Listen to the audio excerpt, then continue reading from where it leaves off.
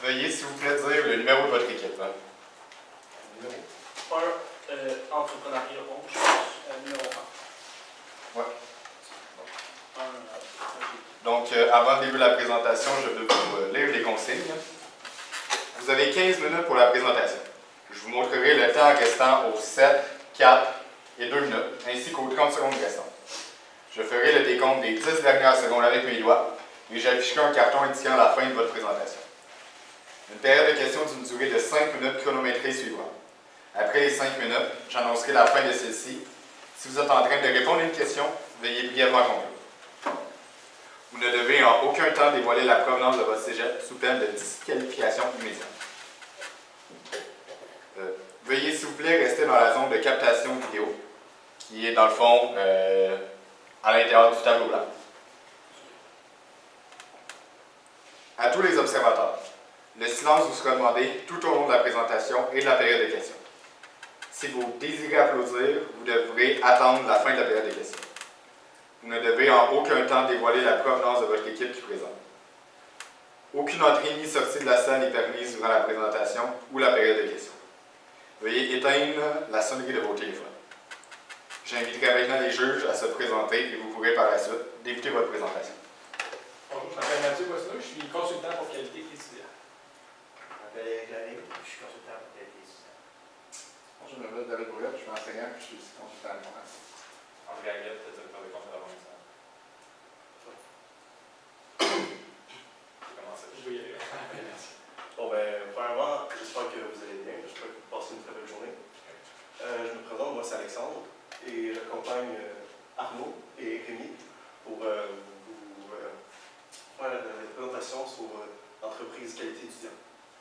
Donc, premièrement, le plan de la présentation, nous allons vous commencer par vous présenter le mandat. Ensuite, on a trouvé un problème et une solution à vos problèmes. On va vous parler des objectifs de l'entreprise. On va faire une analyse FFOM. Aussi, on va vous parler des stratégies de promotion, le budget échéancier, le suivi contrôle et pour finir, une petite conclusion.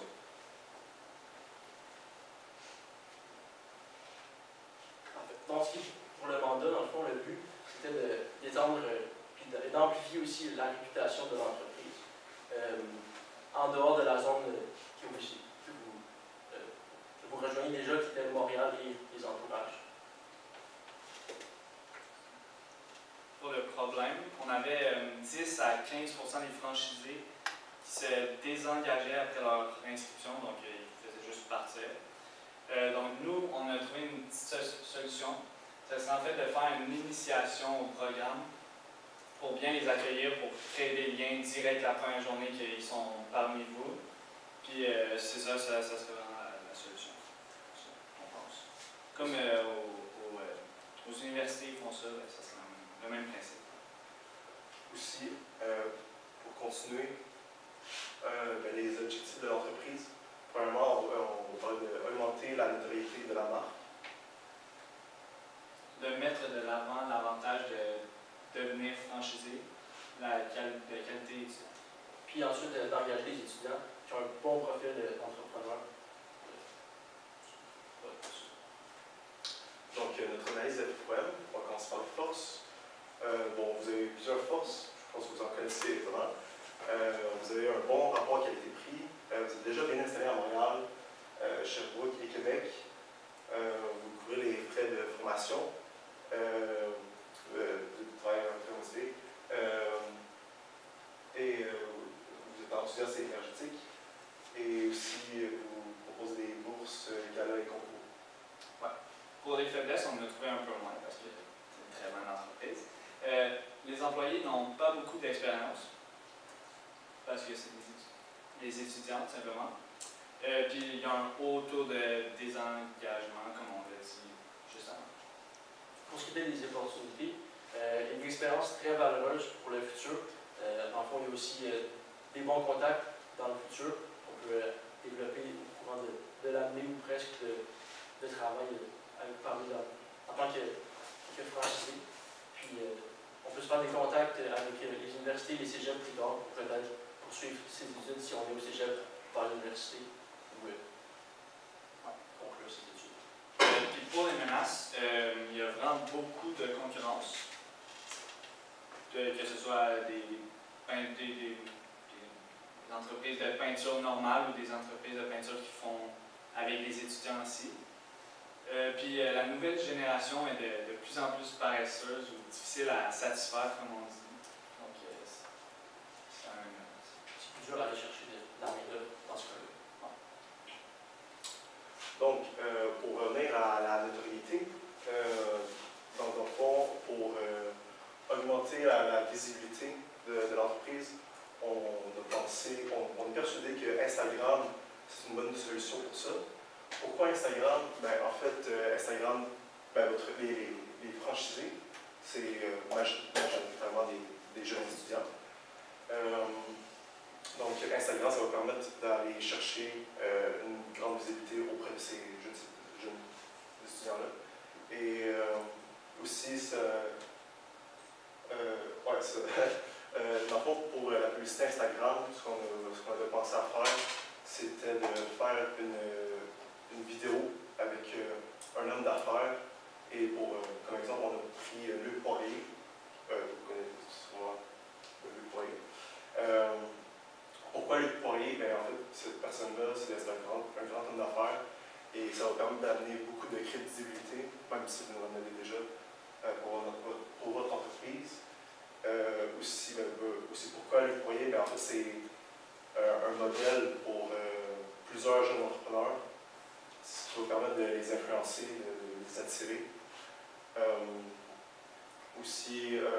Luc Poirier, c'est quelqu'un qui est vraiment engagé pour la réussite des jeunes entrepreneurs. Et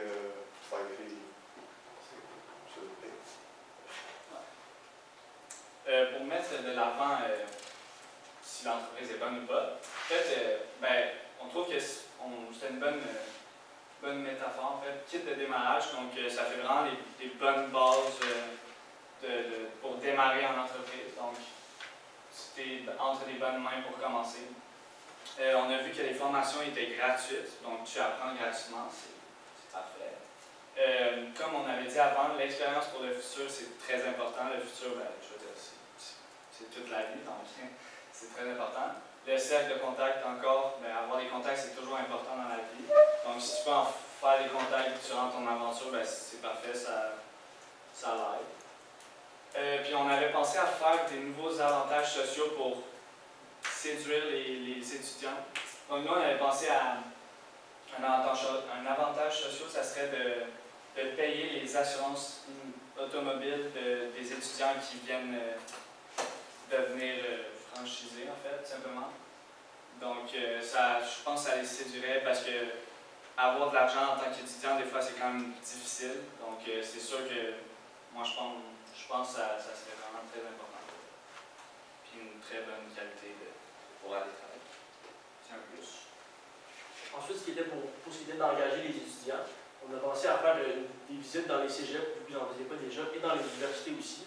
Dans le fond, ça serait de faire des activités interactives, un peu comme PLR le font en ce moment, comme on a vu hier, les petites activités, des quiz, des simulations, des petits défis, des jeux. Question d'interagir avec le futur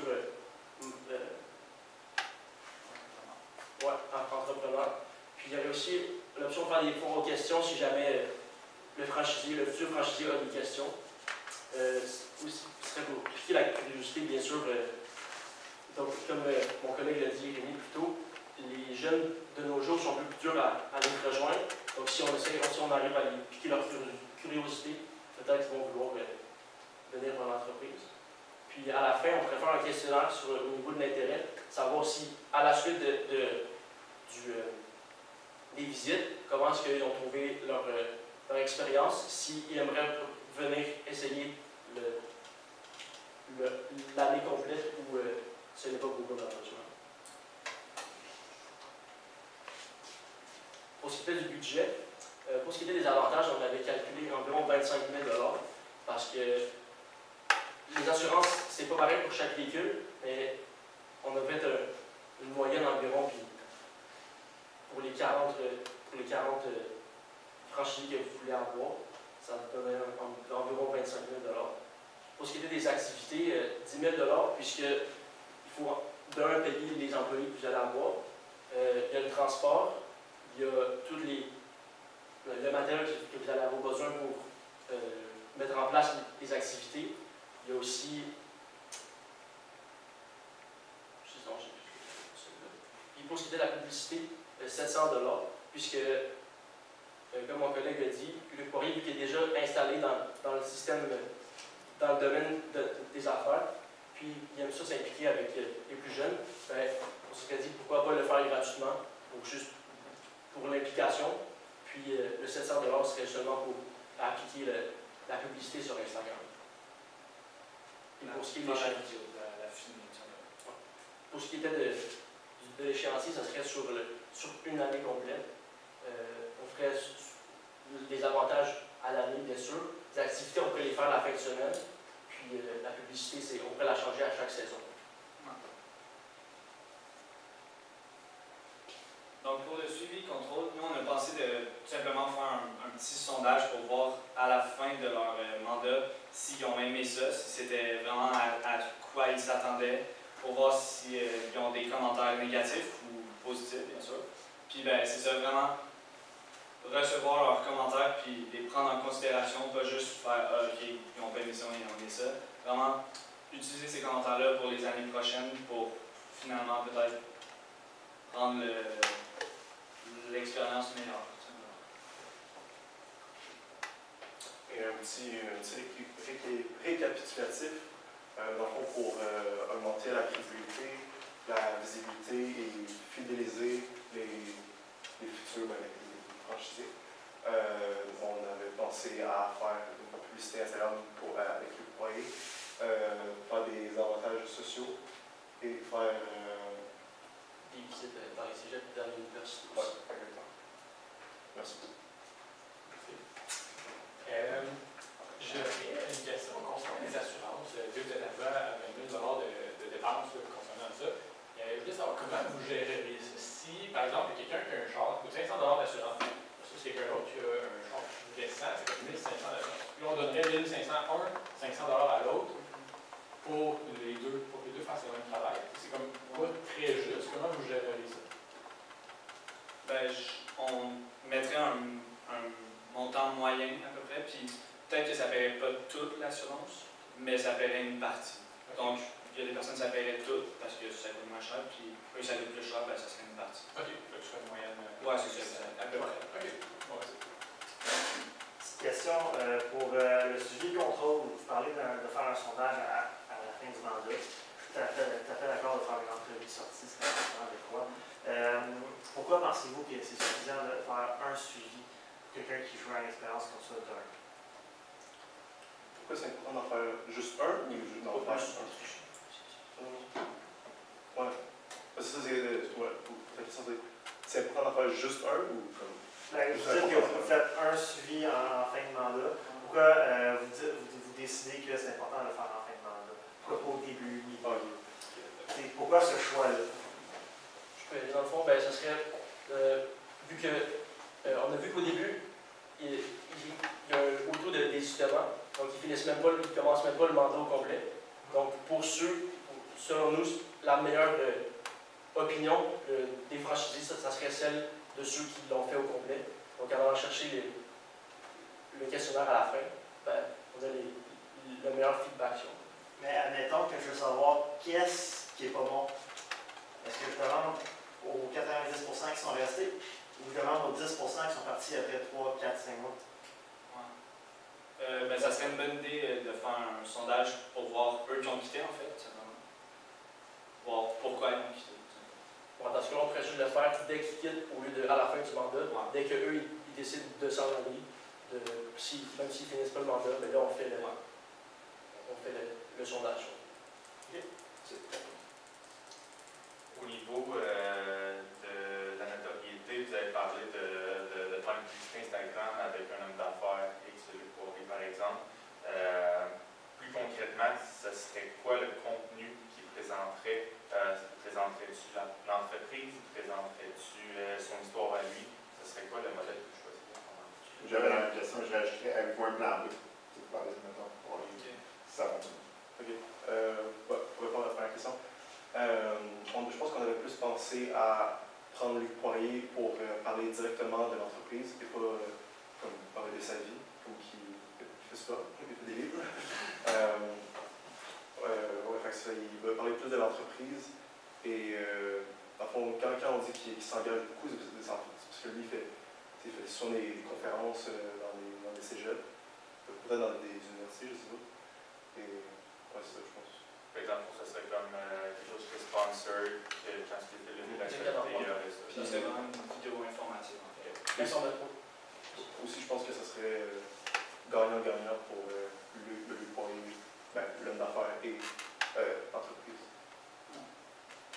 Bon, dans le fond, ce qu'on ferait dans la publicité, c'est exactement décrire ce que l'entreprise offre, les avantages, tout un peu qu'on a énuméré, puis qu'il y avait dans le document. Mais tous les avantages, on les mettrait dans la publicité. On pourrait aussi joindre le formulaire pour l'inscription aussi en même temps. Et dans le budget, dans le budget, le Poirier, il figure dans quel élément? On avait dit que, en fait, parce que vu qu'il est vraiment, comment on dit, engagé dans la réussite des jeunes maintenant, ben, peut-être qu'il le ferait tout simplement gratuitement. Je pense que... Puis admettons qu'il ne le fait pas gratuitement parce qu'il est bien occupé, c'est quoi une priorité pour lui, ça? C'est quoi le plan B par rapport à ça? Le plan B, je pense pas que ça valerait la peine de payer parce que c'est une grande somme. Le Poirier, c'est pas n'importe qui. S'il demande un prix, ça va être assez grand. Je pense que le plan B, ça serait juste de prendre un autre homme d'affaires il y a plusieurs entreprises qui a une bonne crédibilité.